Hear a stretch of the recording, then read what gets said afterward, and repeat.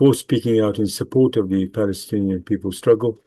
Um, but I think, yeah, I've been extremely lucky to have a supportive family and friends to support me throughout this process. I know that there are some people who end up having to go through it more or less alone, and I have no idea how they get through it. Yeah, I mean, obviously there is the actual prosecution, but I also have bail conditions which limit my ability to travel. Um, I've not been able to go back home to France to see my family in a really, really long time. I'm not even able to go to Scotland if I wanted to. My bail conditions limit me to England and Wales. Um, and I've had to give my passport away. So, for example, when my family came to visit me during my first trial, I hadn't seen my brother in over 2 years at that point. Um, and yeah, that's not the kind of that's really the bit of it which makes things difficult, on top of as a young person not being able to move on with my life, as I have these terrorism charges pending over my head. It's hard enough to find work as it is, but um, having, this trial, these accusations, all the stuff online about me, it really makes it difficult to plan ahead and to get on with things. And that's part of the punishment, right? Is you can't live life as normal. And it's supposed to scare people away. But I think what's been great with the campaign is we've shown that, people can go through this. This is what the state does, but we don't abandon them. And we stand with them. And that's, made the whole difference for me. Mm. Okay, well, Really, very courageous stand the students are taking, and students such as Sarah. And Steve, they talk about democracy, and what kind of democracy is it that doesn't even allow freedom of speech? now Sarah will explain in a minute, but basically all she has done is state the international law, which is an occupied people have got the right to resist both peacefully and violently. So, I mean, this is a kind of a wider crackdown on civil liberties. So, Sarah, could you just tell us what actually happened? What is the SOAS 2 campaign? What is the reason for this sort of, in my view, ridiculous prosecution, this persecution of you and our people? What is the story behind it? Yeah, yeah, absolutely. Let's start from the beginning. My alleged crime is to have made a speech outside SOAS University, which I was a student at for 3 years, back in October of 2023, so nearly 3 years ago now. And that's a speech in which I defended the right of the Palestinian people to resistance, to armed resistance against occupation, against genocide, which is, a basic right that occupied peoples have. It's an international law that, Britain is allegedly supposed to respect and enforce. That speech was filmed and circulated online by Zionists who doxed me. They put my full name, my university, they tagged the Met Police saying, you should arrest her. This is support for terrorism and so on. And then UK Lawyers for Israel, which is another Zionist organization, kind of furthered those complaints. And I was arrested during a dawn raid on my flat back in January 2024. So it was 4 months after, the alleged crime. When the police came to my door, I actually had no idea what they were talking about because by then I'd been to many demonstrations, had spoken out many times. Um, and it was so surreal in the moment, but I was arrested under Section 12 of the Terrorism Act, which makes illegal expressions of support for prescribed terrorist organizations, and they say that I specifically expressed support for Hamas. So they brought me to the police station. I was kept there for around 8 hours. I was interviewed for a couple hours. While I was at the police station, my house, they continued the raid on my house. They seized my devices. They seized my kafia. They seized political literature. I mean, it was anything basically which had the word Palestine on it was fair game, as damning evidence of my support for terrorism. Um, And then I was released on bail. I was on bail for over a year and 3 months, of just not knowing, what was going on, what was going to happen to me, still with conditions limiting my ability to travel. I, in March of 2025, was charged at the police station. I was charged under 2 counts of Section 12 of the Terrorism Act. So the first count was relating to the speech that I gave, and the second count related to messages they'd found on the phone that they seized. And basically, the messages and the speech said the same thing that, if you support the Palestinian people, then you and their liberation, then you have to support the means through which they acquire that liberation. And partially that includes armed struggle alongside other, non-violent means of resistance. Um, while I was being charged, another one of my comrades who'd come with me to the police station to support me was arrested while I was inside and, would not be aware of what was going on.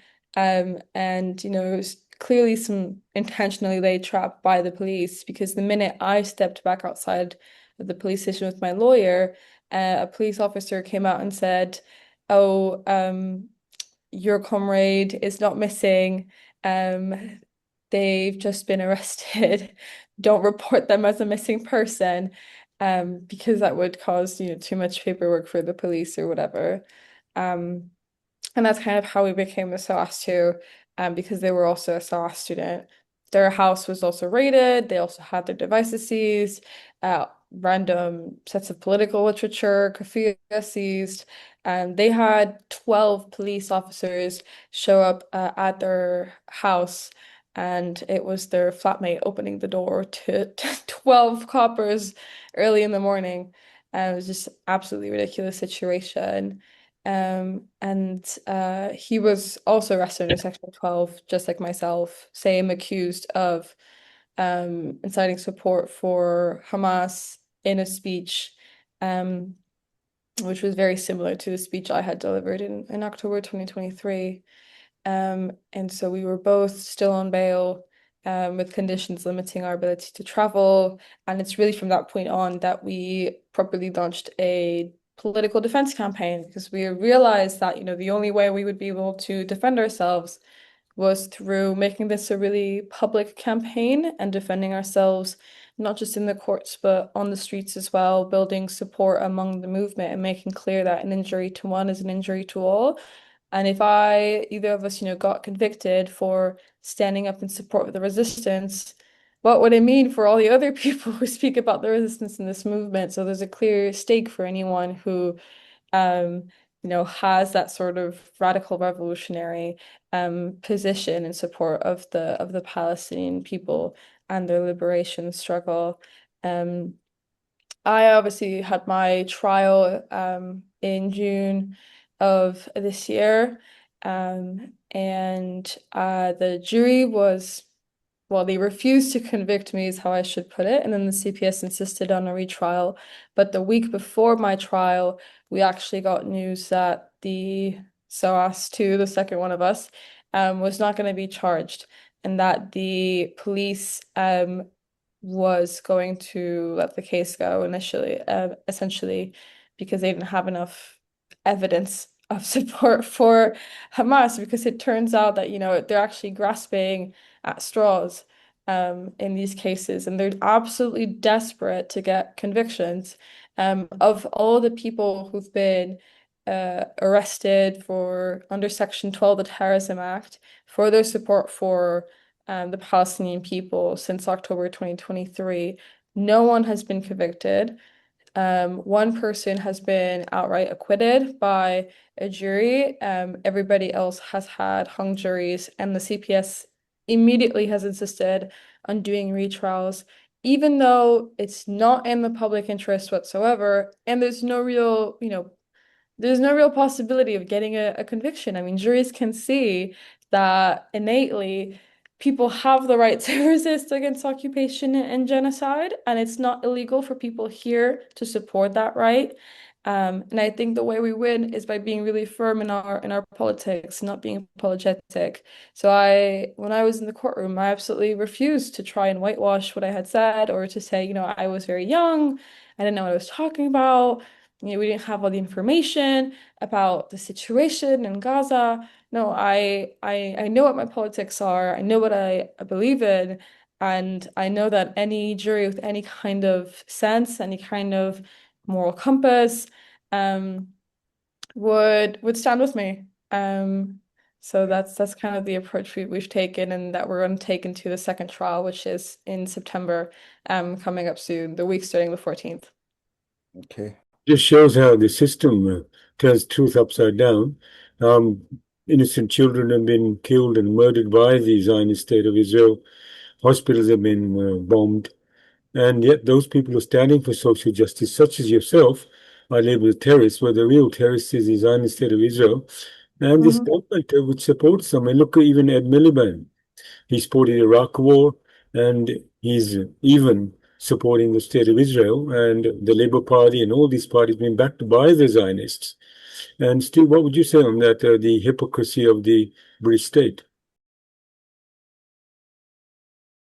What strikes me about it is that the fact that we've got 2,000 British citizens who are dual citizens who are serving in the IDF, who are off participating in war crimes, who are off participating in genocide, killing women and children, and coming back here completely unmolested. No one is arresting them. I mean, I think at one point the Met even refused to investigate them. They've now reversed that. I think the latest news is they've reversed that, but I find it incredible. And I mean, I think that one of the things that actually sticks in my craw is the human aspect of this. I mean, Sarah, despite her accent, is from France. I mean, she's French. She's not allowed to travel back there. This is the third year now that these bail restrictions have been in place. That's causing chaos. Now, I know her brother is not well and he's ill, so she can't go back and see him. Now, this is as a human cost for somebody who's just basically stated what international law is. This is deliberate. I mean, this isn't just an accident. What they're doing, they're sending an example out to the other people. If you stand up for the Palestinian people, then we're going to persecute you. We're going to make your life hell. And I kind of salute Sarah for actually standing up to that in a political way. But I would like you just to sort of elaborate a little bit more about your family, if you would, Sarah. I know that your family are in France. I know that your brother's not well, but can you tell us like the effect that not being able to go back? One of your bail conditions is that you can't go back. How is that affecting you?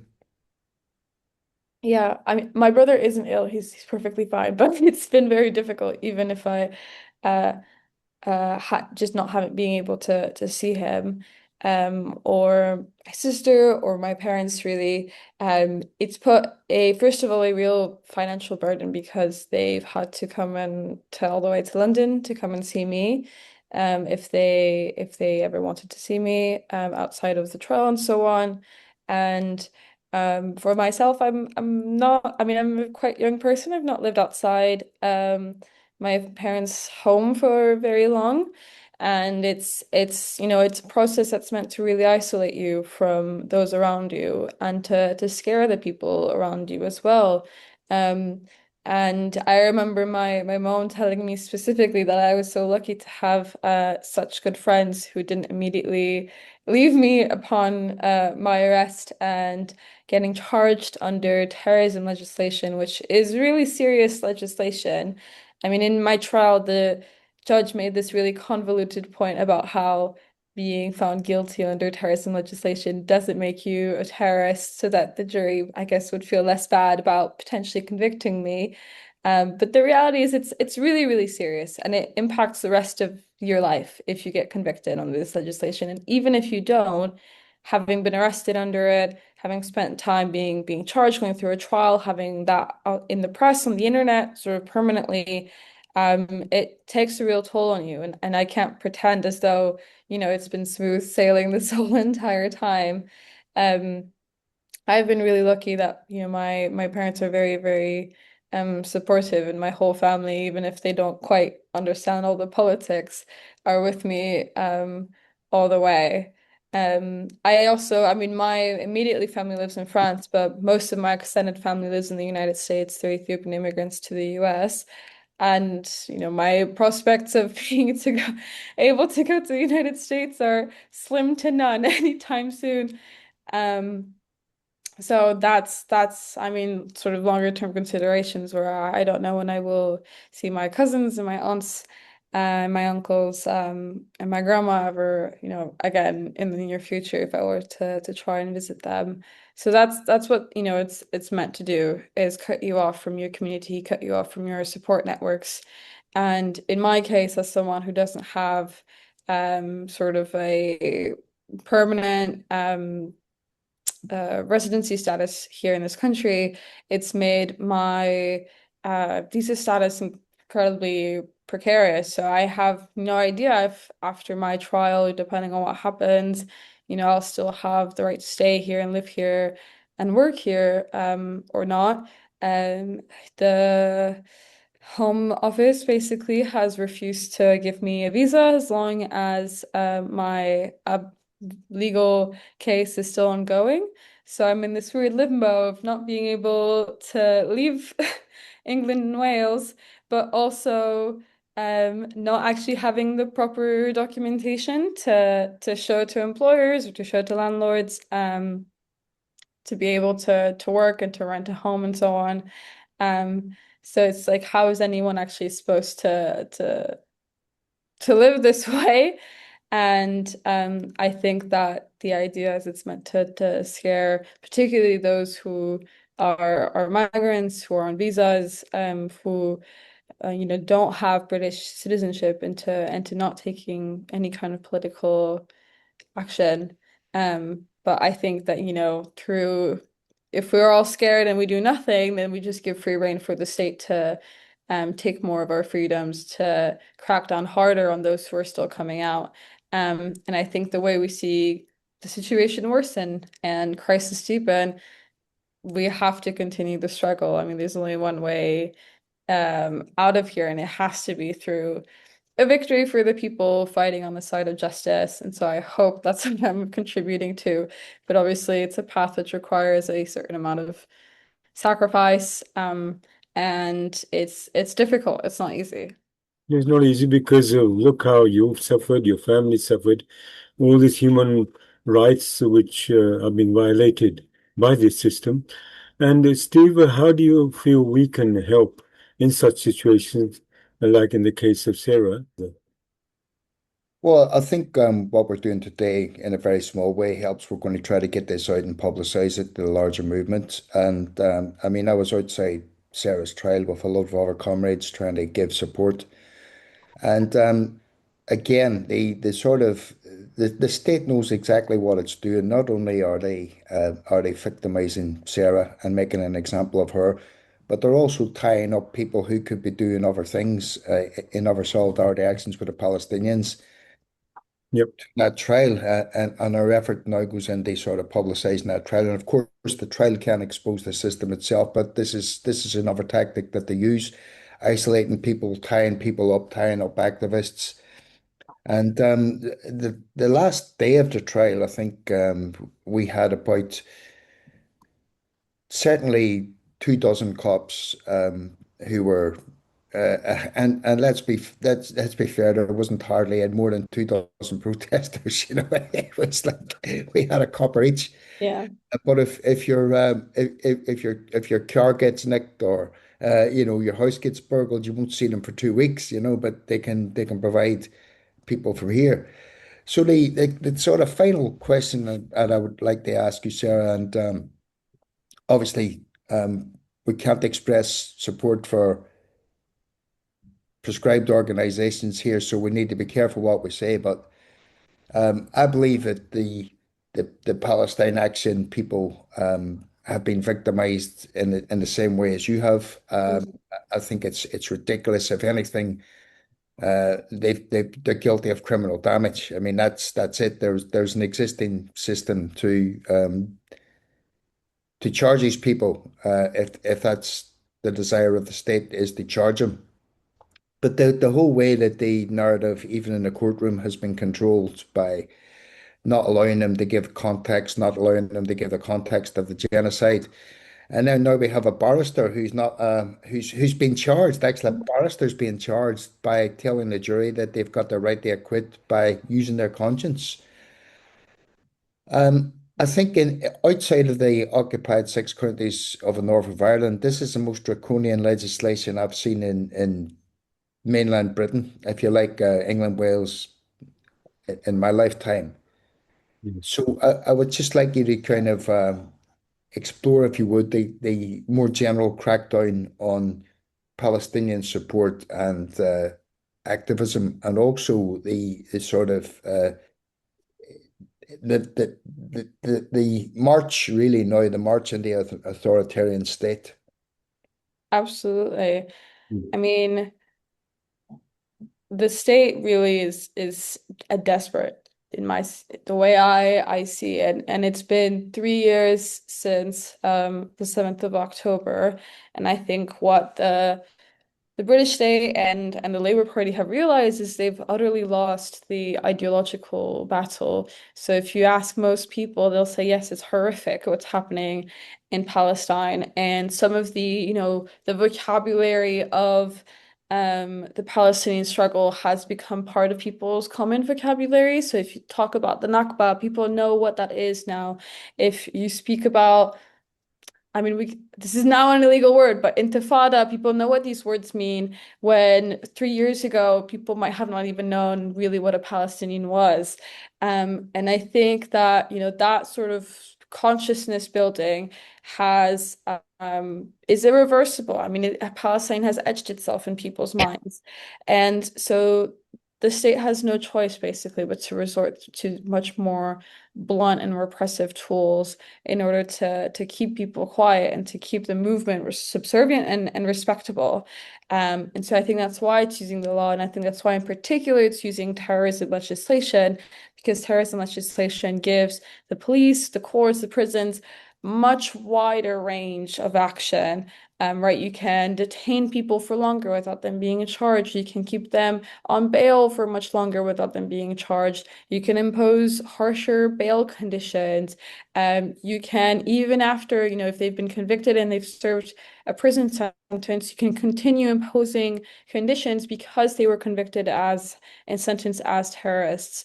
And I think we have to be really clear that this terrorism legislation, I mean, it's not just like any other piece of legislation, it's imminently political. What is terrorism? Who defines what terrorism is? The British state defines as terrorism anyone who fights against its interests, anyone who fights against imperialism, whether that be the Irish people, whether that be the Palestinian people, whether that be people here in Britain, British people who struggle against the British state and the imperialists in the British state. So we have to be really clear that this terrorism legislation will always be used against us if it can be used against us.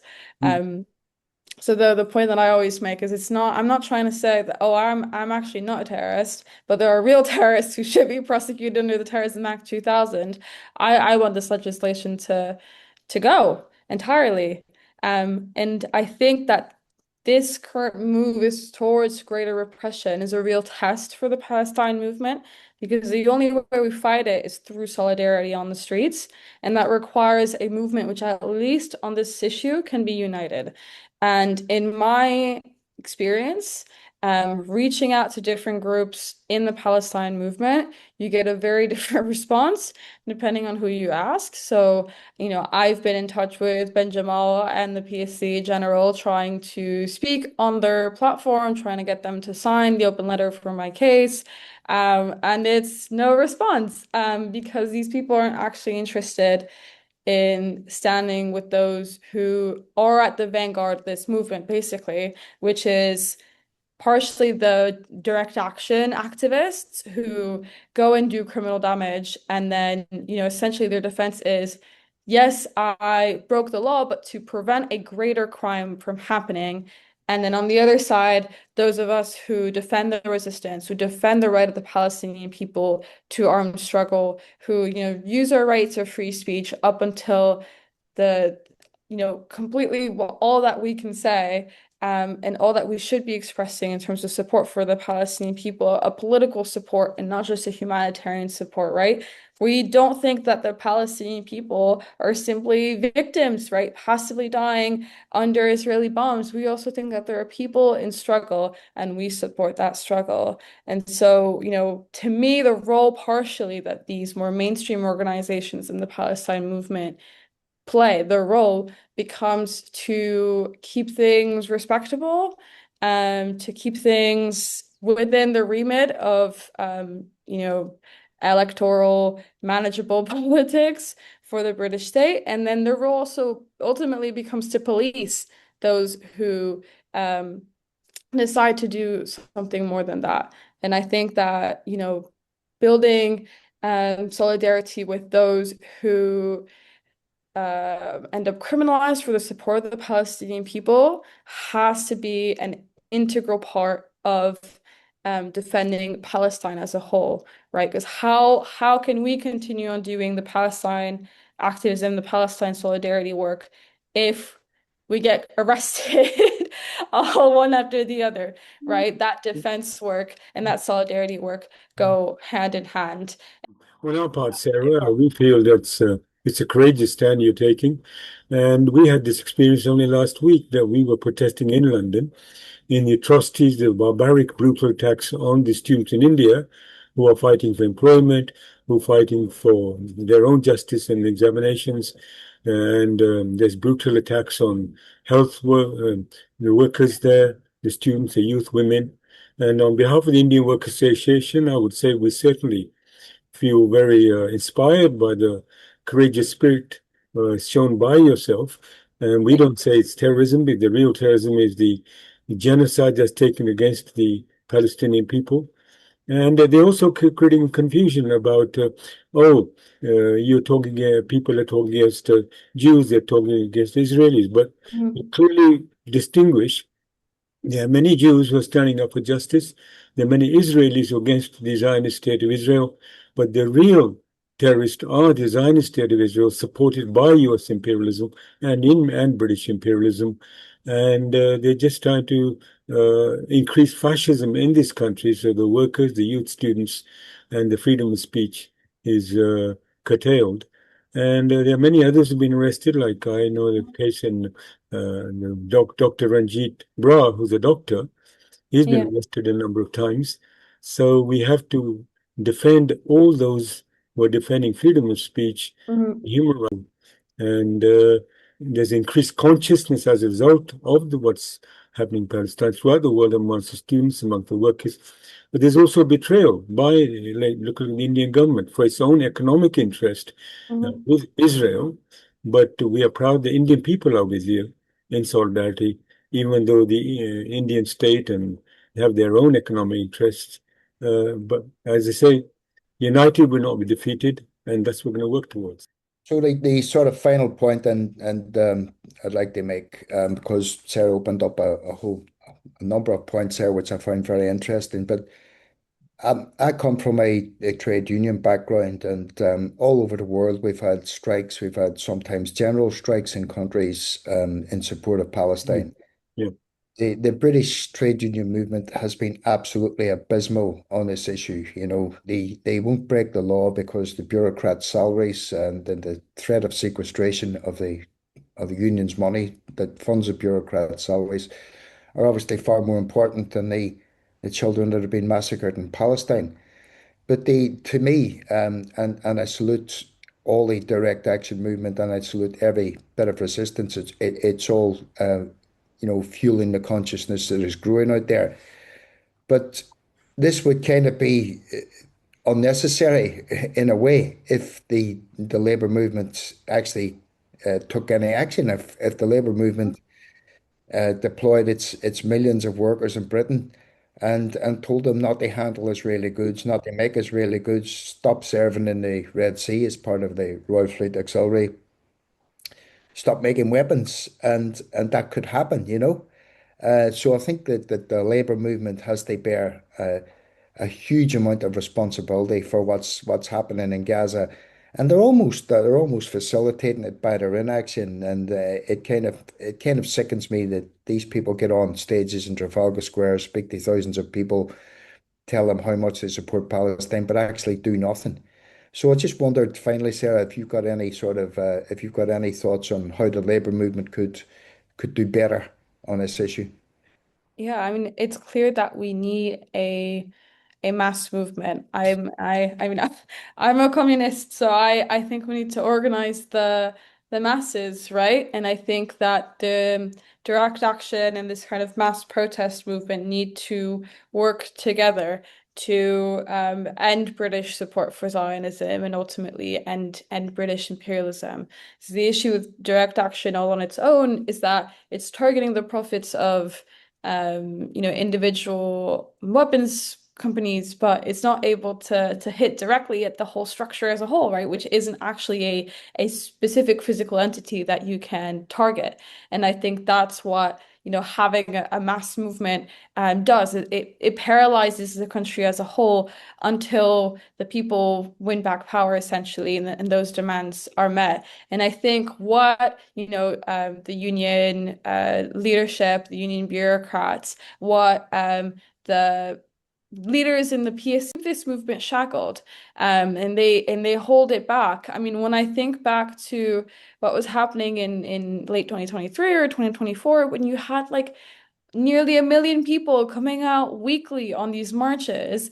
The kind of momentum, how dynamic it was, how vibrant it was, how militant people were, the fact that so many people were coming out, young people who weren't otherwise, very political, but who were being politicized through Palestine, whose eyes were being opened to how, British support for Zionism tied back to British imperialism as a whole, to wars in Iraq and Afghanistan, to poverty and social issues at home, to state racism at home, to the treatment of migrants and asylum seekers at home. And people were making these connections in a really sort of organic and spontaneous way. And people were coming out, on demonstrations who had never come out on protests before. And these people are largely gone. And we're at this point where national demonstrations, the next one's going to be in October. And the latest one was in July, when the situation in Gaza and the situation internationally has only done nothing but worsen. And the role of the British state hasn't gotten any better this whole time. So there's been a real demobilization. And I think that we know who, we can say was did a part in that. There's the British state repressing people and scaring people and imposing really harsh restrictions and conditions, but then there's also the leadership of the movement failing to challenge the British state, failing to put forward the right politics and failing to put forward the right tactics towards building something which could actually win, because we don't just want to come out in support of the Palestine to feel good about ourselves, or we try to do something. We really want to win this, right? We want to change the situation that we have. We want to change the material conditions around us. So, I mean, I'm skeptical of the unions in this country in general, but I think we can look towards what other countries have done and the kind of movements they've had there. I mean, Italy, for example, showed us what the power of an organized working class is. And I think the reality is we'll either have to learn those lessons and get rid of those who hold us back, because this general crisis of imperialism, I think we're seeing things worsen on an international scale, and there's a real drive to war, towards greater defense spending, and if when the next war breaks out, it's going to be young working class people, young British working class people who are going to be sent to war eventually. So at that point, it's either you resist or you end up a victim of British imperialism. This is a very important My point opinion. which you mentioned, Sarah and Steve. This Palestinian people struggle has brought a lot of consciousness amongst the youth, students, and the workers. But at the same time, we got to be aware that the state only survives because of the collaboration of the aristocratic leadership within Hmm. the working class movement and those who collaborate with them. So it's a struggle between the collaborators and the British state, and those who are generally fighting for the Palestinian cause. And in the course of building this struggle, I'm pretty sure that we will win. And it's a change of system will be needed where the system defends human rights, where the system defends workers' rights, social justice, and not rely on this state or the aristocrats who are betraying the struggle of the Palestinian people and the working class. If they're not true to their own workers, we don't expect them to be true to the cause of the Palestinian people either. I would just like to end by saying, look, thank you, Sarah, for giving us the time to do this today.